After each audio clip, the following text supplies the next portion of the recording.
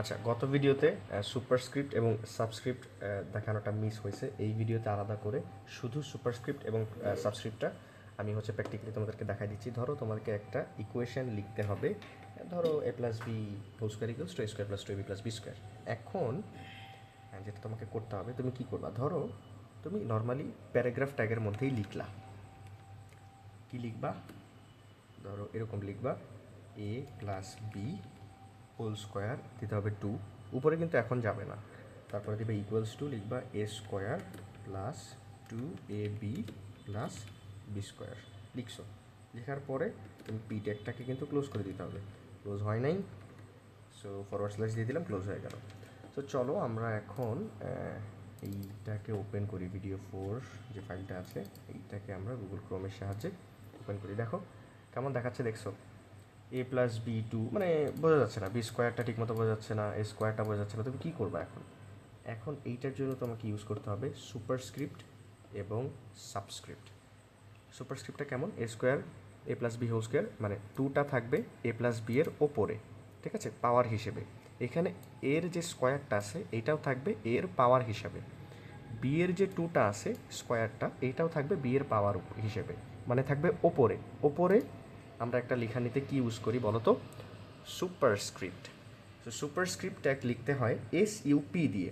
So কোন লেখাটাকে আমরা আসলে উপরে দেখতে চাচ্ছি? এই দুইটাকে, তাই না?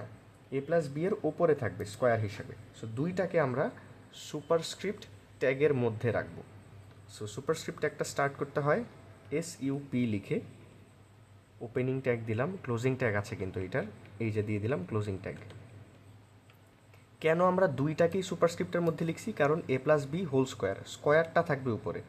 ধরো এখন এই পেজটাকে আমরা সেভ করছি অলরেডি, আমি যদি এখন রিলোড দিই, দেখবা এইখানে দুইটা সুন্দর করে উপরে উঠে গেছে, দেখছো?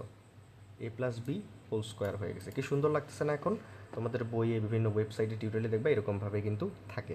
তারা কেমনে লেখে বুঝছো এখন? এইভাবেই কোড করে HTML এর সাহায্যে, এবং তারা এভাবে বানায় প্রত্যেকটা লাইন এবং লিখে। আচ্ছা, এখন ধরো এই এ স্কোয়ারটাকেও কিন্তু, এই দুইটাকেও কিন্তু অ্যাকচুয়ালি এর উপরে পাওয়ার হিসেবে লেখা দরকার। কীভাবে লিখবা?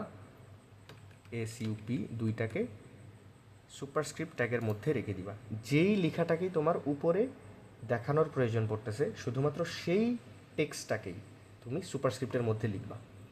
সো SUP ক্লোজ করে দিলাম, 2AB, এখানে কোনো পাওয়ার কিন্তু নাই।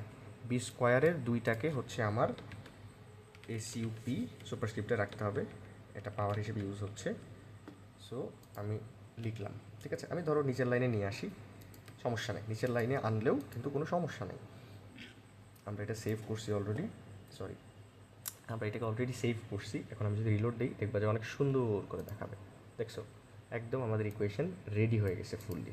সো চলো এখন আমরা সাবস্ক্রিপ্টের ব্যবহারটা একটু দেখে নিই। ধরো তোমাকে একটা কেমিস্ট্রির ইকুয়েশন তোমাকে লিখতে দিছে, তোমাকে বললো যে ভাই আমি একটা ওয়েবসাইট বানাইতে চাচ্ছি যেখানে কেমিস্ট্রির এই ইকুয়েশনটা আমাকে এইভাবে বইয়ে যেভাবে লেখা থাকে তোমরা দেখো না, ওরকমভাবে লিখে দেখাইতে। এখন তোমাকে সুপারস্ক্রিপ্ট সাবস্ক্রিপ্ট দুটাই ইউজ করতে হবে। চলো আমরা সাবস্ক্রিপ্ট এখন ইউজ করি। ধরো তোমাকে আমাদের কেমিস্ট্রি H2O, পানির যে রাসায়নিক সংকেত, দুইটা কিন্তু এইচের নিচে ছোট করে থাকে। সো এইটাও ধরো পি ট্যাগের মধ্যে আমি রাখছি। সো পি ট্যাগ ওপেন করলাম, পি ট্যাগ ক্লোজ করে দিলাম, ওকে।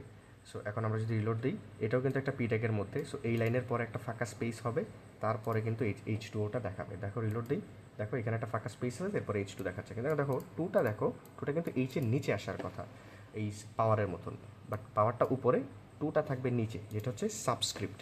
সো এই টুটাকে বেসিক্যালি আমরা চাচ্ছি নিচে দেখাইতে, ঠিক এইচের নিচে।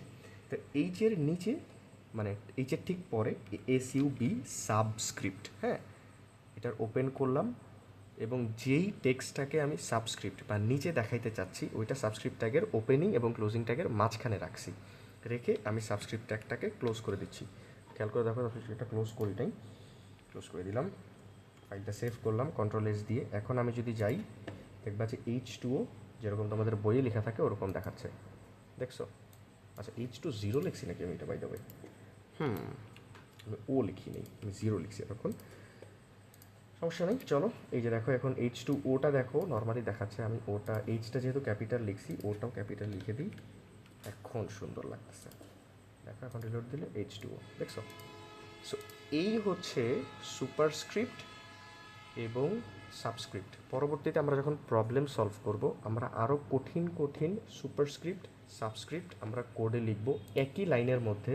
আমরা সুপারস্ক্রিপ্ট একই লাইনের মধ্যে আমরা সাবস্ক্রিপ্ট যেটাই প্রয়োজন হয় সেই টেক্সটটাকেই আমরা সুপারস্ক্রিপ্ট সাবস্ক্রিপ্ট ট্যাগের মধ্যে রেখে দিব। তো আজকে এই পর্যন্তই, নেক্সট ভিডিওতে আমরা লিস্ট নিয়ে কথা বলবো।